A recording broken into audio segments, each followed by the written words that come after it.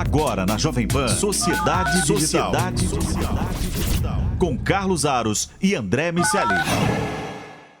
Sociedade Digital no ar, a ponte aérea mais tecnológica do seu rádio, da TV e também da internet. Hoje, nossa ponte aérea está um pouco diferente. Meu amigo Carlos Aros, atleta da Voz, está no departamento médico. E por isso, eu fico aqui nessa próxima meia hora com você, discutindo o impacto da tecnologia em toda a sociedade. Hoje a gente vai falar sobre como os serviços financeiros estão sendo impactados pela tecnologia e de que maneira isso afeta a sua vida. Para ajudar a gente a entender tudo o que está acontecendo, a gente vai falar com Leandro Vilém, que é diretor de inovação, produtos e serviços da Febraban. Tudo bem, Leandro? Tudo bem, André. Obrigado pelo convite. É um enorme prazer estar aqui com vocês aqui na Jovem Pan, Febraban, mais uma vez, se fazendo representar. Muito legal estar aqui com vocês e ter a oportunidade de falarmos um pouco sobre tecnologia bancária. É isso. Antes da gente começar a falar especificamente sobre a tecnologia bancária, Leandro, quero te perguntar um pouquinho sobre o papel da Febraban. De que maneira ela interfere e dá suporte ao setor financeiro e como vocês estão vendo a inserção de todas essas tecnologias e tudo que tem acontecido nos últimos anos e que, de uma certa maneira, impacta a vida de todos nós. André, o papel da Febraban é um pouco tentar dar suporte para os bancos, na medida do possível, em tudo aquilo que é relacionado à tecnologia e inovações que estão surgindo no mercado. Então, todos os assuntos relacionados a oportunidades de tecnologia e de uso de novos sistemas, novas plataformas, nós tentamos, de alguma forma, coordenar alguns grupos de trabalho aqui dentro da Febraban. Esses grupos de trabalho, em geral, são compostos pelos bancos associados aqui da Febraban, e analisamos essas tecnologias no impacto do consumidor aqui no Brasil, lá fora no exterior, buscamos o que tem de melhor em termos de fornecedores e, quando necessário, obviamente, a gente sempre também dá suporte aqui aos reguladores, tentando auxiliar na implementação dessas tecnologias frente à regulação do setor. Pedro, como você compara o Brasil em relação a outros países do mundo no que diz respeito à evolução e à adoção dessas tecnologias que a gente vem vendo aparecerem em diversos aspectos da sociedade e que aos poucos vão sendo incorporadas pelo setor financeiro? A gente sabe que o setor financeiro ele é alvo constantemente de hackers, de regulações, de, enfim, uma série de regras que acabam limitando a adoção de determinadas tecnologias, adequando a adoção de outras tecnologias, e os países vão andando ali, caminhando em velocidades diferentes. Como você compara o Brasil frente ao contexto mundial? André, é super interessante essa pergunta. Bom, de um lado, vamos começar analisando aqui o consumidor, né? O consumidor brasileiro ele tem uma característica que é extraordinária, né? O brasileiro ele é um entusiasta no uso de tecnologia. Não é à toa, quando a gente olha todas as pesquisas, olhando pelo lado do consumidor, no lado do cliente em geral, o Brasil é um dos países que gasta a maior quantidade de horas por dia na frente de um computador, né? Aqui no Brasil é onde você tem os maiores mercados de mídia digital, de comunicação. Hoje eu não conheço mais ninguém, por exemplo, que não tenha um aplicativo de comunicação no seu celular, que não utilize dados de celular o tempo inteiro, ou internet, que seja. Então, de um lado, você tem uma demanda pelo consumidor muito elevada. A própria pesquisa da Febraban, agora, que foi recém-publicada na semana passada, já indica que 70% das transações bancárias já são feitas através de celular e internet, o que é um número elevadíssimo comparado em relação a outros países, a outras geografias. Então, esse consumidor, que ele é altamente... tem um apetite, ele demanda muito tecnologia. De outro lado, você tem um setor bancário que tem uma enorme capacidade de investimento, que tem um enorme apetite para colocar essas tecnologias a favor dos seus clientes, e com isso, o sistema bancário brasileiro é um dos sistemas mais modernos do mundo em termos de tecnologia bancária. Isso não é um efeito que aconteceu de agora, de 2021 ou 2022. Esse já é um efeito que acontece há muitos anos, né? O Brasil foi um dos primeiros países do mundo a utilizar chip nos seus cartões de crédito e débito, né? A gente utiliza hoje praticamente todas as transações bancárias, elas já são feitas com tokenização, que são itens de segurança nas nossas transações. Os nossos ATMs possuem dezenas de transações dentro de um ATM, você pode carregar o seu celular, você pode pagar conta, você tem vários serviços dentro de um terminal de autoatendimento, coisa que não acontece em outros países, né? Você tem o uso de biometria, tem quase 70 milhões de pessoas hoje que estão cadastradas com dados biométricos hoje e fazem suas transações, seja no celular, seja na internet ou no terminal, utilizando os seus dados, a biometria, seja a biometria de rosto ou de dedo, ou palma da mão. A biometria já faz parte do nosso dia a dia. E, mais recentemente, novas tecnologias, que a gente vai falar daqui a pouquinho, novas tecnologias estão surgindo, mas o importante é que, no final do dia, está levando essas tecnologias, levaram o sistema bancário do Brasil a uma posição de vanguarda em relação a todos os outros países no mundo. Podemos comparar até com os países modernos, como Estados Unidos, Europa, nós estamos muito à frente desses países todos. E sempre, obviamente, muito preocupado com a segurança. Nós temos investido consistentemente em segurança bancária, em segurança da informação. Tivemos mais recentemente a implementação aqui no Brasil da Lei Geral de Proteção de Dados. O sistema bancário foi o primeiro setor que aplicou à risca a nova regulamentação, que entrou, acho que, se não me engano, ali em 2019, mais ou menos. Então, o setor bancário brasileiro está muito confiante, estamos muito entusiasmados com os investimentos que foram feitos e muitos desses investimentos estão gerando os frutos adequados agora, nesse ano de 2020, 2021 e 2022. Leandro, quando a gente olha para a história do uso da tecnologia no Brasil, o setor bancário era fortemente influenciado pelas pressões inflacionárias, trocas de moeda. A gente viveu ali um momento bastante conturbado que talvez tenha forjado a ferro e fogo a nossa capacidade de adequar os nossos sistemas e de entregar inovação, que naquele momento era uma adaptação ao mercado. Agora você tem descrito a propensão do brasileiro ao uso de redes sociais e da tecnologia em geral. De alguma maneira, isso se relaciona com a nossa propensão também a usar as tecnologias que nos são apresentadas. Se a gente comparar, por exemplo, o uso de Pix no Brasil e no México, há um abismo entre a propensão da população a experimentar.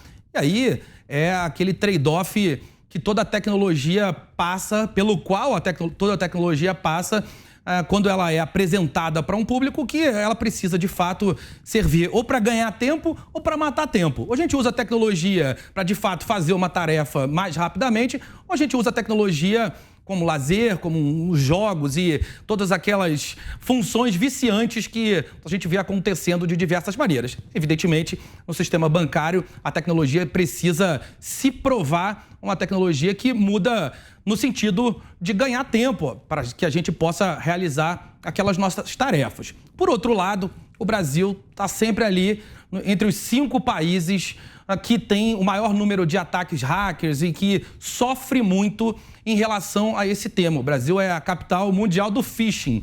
Eu queria ouvir um pouco de você sobre isso. De que maneira esses ataques, de que maneira o sistema bancário tem se protegido desse tipo de situação e qual o risco que isso representa para as pessoas e para os próprios negócios? A segurança bancária é uma preocupação constante do setor bancário. Esse está no nosso DNA desde o princípio, e não só com a questão de segurança cibernética, mas até mesmo transações do dia a dia, transações com fraude, a própria utilização, como eu falei há pouco, a própria utilização de chip nos cartões de crédito e débito, biometria, o uso de tokenização, são resultados de uma preocupação do setor com relação à prevenção a fraudes, golpes e tudo isso, né? Então, isso já faz parte do nosso DNA. Aliás, é um papel fundamental do setor bancário, é trazer a segurança para os seus consumidores. Agora, eu vou te dar um dado, André. O setor bancário, que historicamente investia em tecnologia alguma coisa da ordem de 25 bilhões de reais por ano, a nossa pesquisa do ano passado já apontou que esse número subiu para 30 bilhões de reais e a expectativa para esse ano de 2022 vai para 35 bilhões. Parte significativa desses investimentos são feitos na parte de segurança bancária. Então, estamos falando aqui na parte de segurança bancária e principalmente de cibersegurança. Então, estamos falando aqui desde mecanismos de inteligência artificial, cruzamento de dados, a parte de segurança cibernética propriamente dita. Então, a gente tem avançado muito nesse território e eu acho que isso é um fator contínuo, né? Não acredito que a tecnologia está sempre evoluindo e a gente vai estar sempre se adaptando a essa nova modalidade.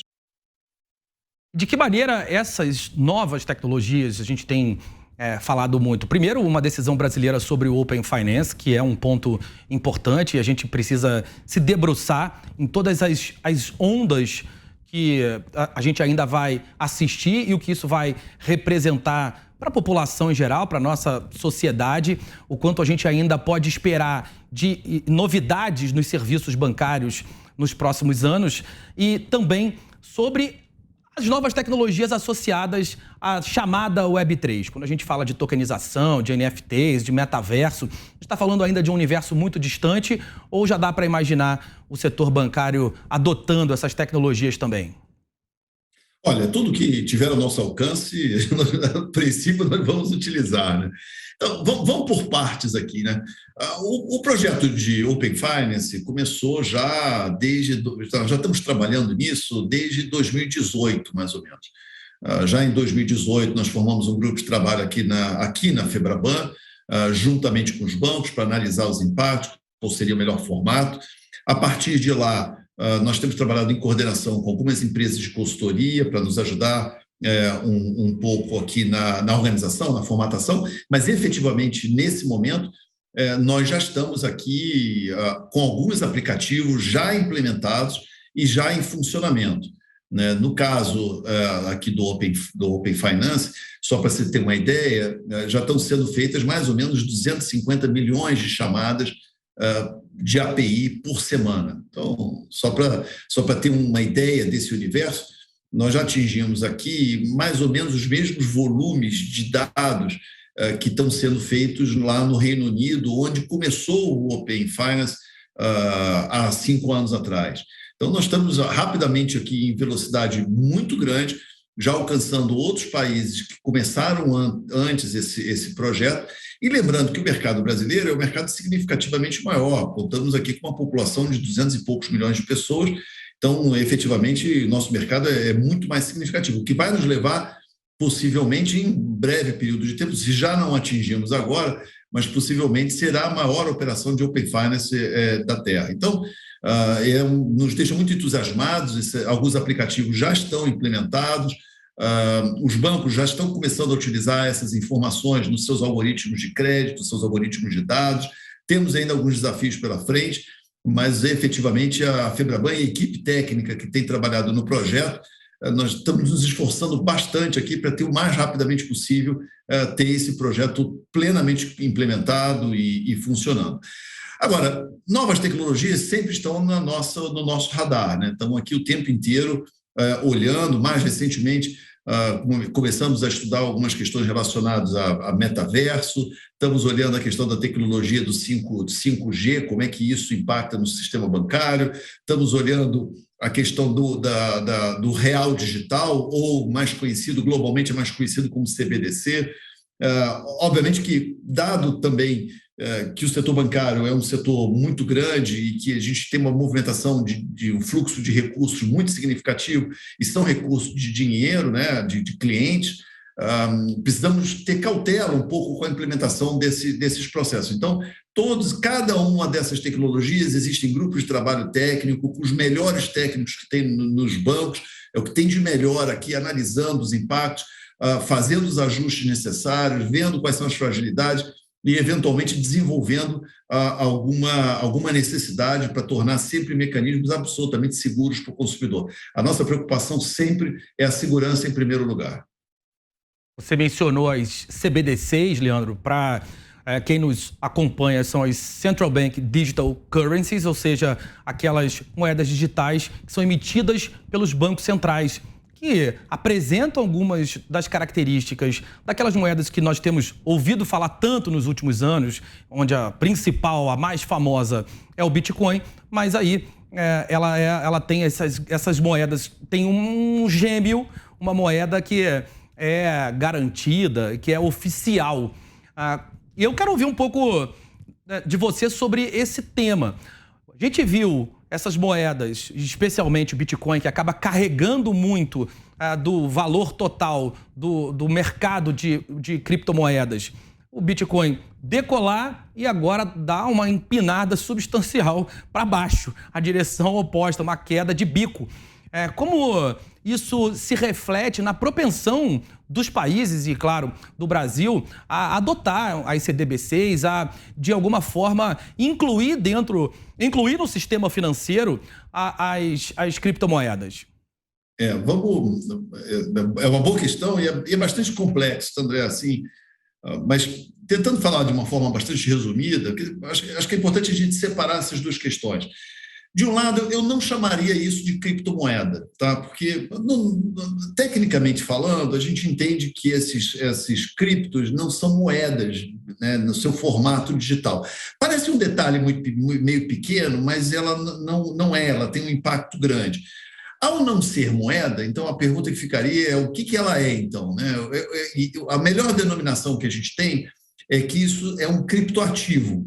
É um ativo financeiro, como da mesma forma como você poderia comprar ouro, você poderia comprar uma ação na Bolsa de Valores, você poderia comprar um outro ativo, cobre, petróleo, você tem lá um ativo e, portanto, a melhor denominação disso seria um criptoativo. Como um ativo financeiro, ele está sujeito às volatilidades de mercado.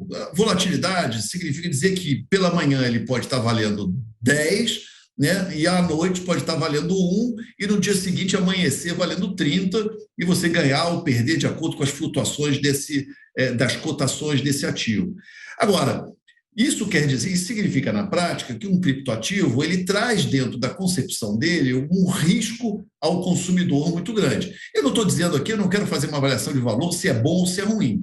Eu só estou dizendo que ele apresenta volatilidade, como apresenta volatilidade, ele pode apresentar algum risco. Essa flutuação de preço pode fazer com que você ganhe muito dinheiro, e algumas pessoas ganharam muito dinheiro no passado, e agora estamos vendo um ciclo de baixa desse ativo, e isso traz para que alguns investidores tenham perdido dinheiro. Da mesma forma como poderia acontecer também numa bolsa de valores, poderia acontecer comprando qualquer outro ativo.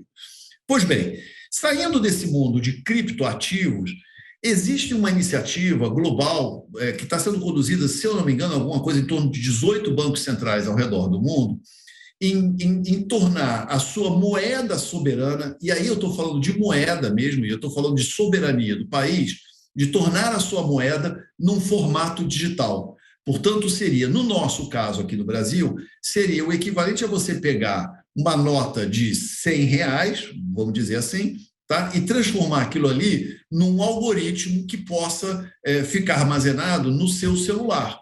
Ele terá o mesmo valor, ele tem a mesma denominação de uma nota de R$100. E, portanto, ele está sujeito às mesmas políticas monetárias estabelecidas pelo Conselho Monetário e pelo Banco Central.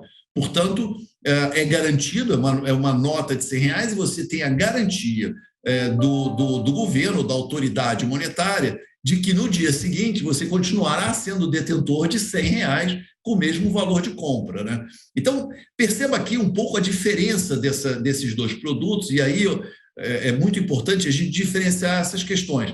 O real digital efetivamente uma replicação, uma representação digital da tua moeda soberana. Isso está acontecendo aqui com o real, está acontecendo lá na China com o Ien, está acontecendo na Inglaterra com a Libra, né? E isso tem outros países que também estão implementando isso. No caso do Brasil, o Banco Central lançou no início do ano uma oportunidade para que alguns atores de mercado apresentassem as suas propostas de utilização desse real digital, né? Para que serviria esse produto, em que seria aplicado. A Febraban apresentou um dos casos de uso, foram selecionados nove possíveis projetos para serem conduzidos. A Febraban é responsável por ter apresentado pelo menos um desses projetos. As equipes técnicas já estão trabalhando em cima disso, nós já estamos na fase de programação, estamos lá desenvolvendo os sistemas e executando alguns testes, e nós estamos muito otimistas que até o final do ano, pelo menos, a gente tenha em laboratório, por enquanto, né, ainda esse ano, e quem sabe no ano que vem a gente comece a fazer alguns testes já com o público, ou pelo menos com funcionários, alguma coisa muito pequena, já possa fazer algum teste vivo, né? Mas, a princípio, nós estamos otimistas que até o final do ano, em laboratório, a gente consiga já replicar a utilização desse real digital e comece a preparar um ambiente aqui para uso de mercado. Mas, de novo, vamos com muita cautela, né? Existem necessidades de muito desenvolvimento, testes, e isso toma algum tempo até para poder garantir a segurança da utilização. Agora eu quero explorar um pouco com você o Febraban Tech. O que vai ser o evento, o que vocês pretendem explorar? Conta um pouco daquela transição CIAB Febraban Tech, de que forma a gente vai acompanhar essa evolução no sistema financeiro e o que vai ser discutido por lá. André, mas estamos super entusiasmados. Depois de 2 anos, pouco mais de 2 anos de pandemia, felizmente estamos conseguindo aqui voltar ao evento de forma presencial e, como tudo na vida, a gente está evoluindo. Depois de 2 anos, resolvemos aqui dar uma reformatada e vamos sair com muitas novidades. Esse ano vai ter muita novidade. Nós estaremos lá, primeiro pelo local, né? Historicamente, nós fazíamos lá no lugar, lá na Marginal. Esse ano nós vamos fazer aqui no edifício aqui da Bienal, aqui no Ibirapuera, e de forma presencial. Olha, vou te dar alguns números, esse ano temos 146 expositores, tá? Mais de 200 palestrantes, serão 80 painéis em 4 auditórios, né? São 3 dias de eventos. Esse é o maior evento de tecnologia da América Latina. Para quem tiver oportunidade, vale visitar, entra lá no site, que é febrabantech.com, né? Faça sua reserva, faça sua inscrição. Olha, é uma oportunidade incrível de estar vendo ali a tecnologia no dia a dia. Essas palestras, esses expositores, nós estaremos mostrando aqui para o público em geral e, obviamente, os expositores estão aqui abertos a fazer negócios também com outras empresas do setor financeiro, não necessariamente banco, mas todo o setor financeiro está mais do que convidado a estar lá conosco. E terão vários painéis super interessantes. A utilização, acho que a vedete desse ano vai ser o Open Finance, que já está aqui, já está em funcionamento, já começa a mostrar os seus primeiros resultados. O Pix, que é sensacional, o Pix vem atingindo aí em mês de junho, foram atingidos 1,8 bilhões de transações em um único mês, foi recorde de transação, trazendo uma enorme bancarização das pessoas, benefícios para os consumidores. Estamos muito entusiasmados também aqui com a performance do Pix, que acabou apresentando uma performance muito superior do que nós esperávamos, o que é muito positivo, né? A inteligência artificial, CBDC, blockchain, enfim, robotização. Temos lá muita novidade para as pessoas que são ligadas e antenadas aqui em tecnologia. É uma oportunidade única e, mais do que isso, nós estamos voltando ao presencial, né? E, graças a Deus, esse ano a gente está conseguindo estamos conseguindo aos poucos superar essa pandemia e vamos abrir uma nova fase. Então, é um evento para a gente muito marcante. Será nos dias 9, 10 e 11 de agosto, aqui no Ibirapuera, pertinho aqui do escritório do pessoal. Então, dá um pulinho lá, estaremos esperando. Não está muito contente de receber um público desse. E qual é a implicação prática de um evento como esse? Está claro que a gente vai poder experimentar, avaliar, ouvir as discussões a respeito da tecnologia e da influência que a tecnologia tem em todo o setor, mas eu quero te ouvir sobre o que já aconteceu depois de outros momentos como esse. Que tipo de discussão nasce num evento como o Febraban Tech e ganha a sociedade? O que dá para esperar além das discussões, mas de influência de um evento como esse no sistema financeiro? André, a expectativa é fazer negócios, né? Ali onde você tem uma oportunidade, onde você tem diversos fornecedores oferecendo várias tecnologias, então vamos imaginar uma pequena empresa do setor financeiro, não necessariamente um banco, mas vamos imaginar aqui uma pequena corretora, uma cooperativa, que tem alguma necessidade, por exemplo, de ferramentas de antifraude, de georreferenciamento, cruzando georreferenciamento com identificação biométrica e com tecnologias. Ali terão todos os melhores fornecedores de soluções, onde ele vai ter oportunidade de não discutir as melhores soluções, qual o melhor, e dali gera uma enorme oportunidade de negócio para esses fornecedores e para essas empresas. O que a gente espera e que fomentamos é que se crie um ambiente muito favorável para que os representantes das instituições financeiras em geral, e de novo, não necessariamente só bancos, possam ali compartilhar necessidades e buscar algumas soluções com esses fornecedores e trocar também muita experiência com outros participantes também de instituições financeiras. Então é muito comum, às vezes, eu aqui na Febraban tenho muita oportunidade de ser procurado em algumas ocasiões, uma pequena instituição financeira, às vezes tem um problema, eu ponho em contato aqui com outra instituição financeira para saber qual é a melhor solução para aquele problema. São questões que não são de competitivas, são questões ou de prevenção à fraude, ou de uso de ferramentas, criptografia, toda sorte de tecnologia, qual é a melhor ferramenta, por exemplo, para um CRM, para manipulação de bancos de dados, armazenamento de bancos de dados, a nuvem, todo tipo de problema e todo tipo de necessidade da indústria financeira estará ao alcance lá dos participantes durante os 3 dias de feira. Então, a nossa expectativa é que as pessoas possam fazer negócios efetivamente. Bom, a gente vai se ver lá no Febraban Tech e eu espero que você que acompanha o Sociedade Digital também esteja por lá, mas se não estiver, depois do evento a gente vai trazer alguns outcomes, algumas conclusões que foram discutidas, enfim, uma conclusão de tudo que aconteceu por lá, a gente vai trazer para você por aqui. Quero agradecer demais a presença do Leandro Villen, que é diretor de inovação, produtos e serviços da Febraban. Leandro, muito obrigado pela tua aula sobre o sistema financeiro brasileiro e a nossa expectativa para o evento. André, eu que agradeço pela oportunidade, estaremos sempre aqui à disposição de vocês, é um prazer enorme estar aqui com a Jovem Pan. É isso, semana que vem tem mais Sociedade Digital aí com o time completo, eu e Carlos Aros na nossa ponte aérea, na ponte aérea mais tecnológica da TV, do rádio e também da internet, para discutir o impacto da tecnologia em toda a sociedade. Até a semana que vem, um abraço para todo mundo que nos ouve e vê. Tchau, tchau. Agora na Jovem Pan, Sociedade Digital. Com Carlos Aros e André Miceli.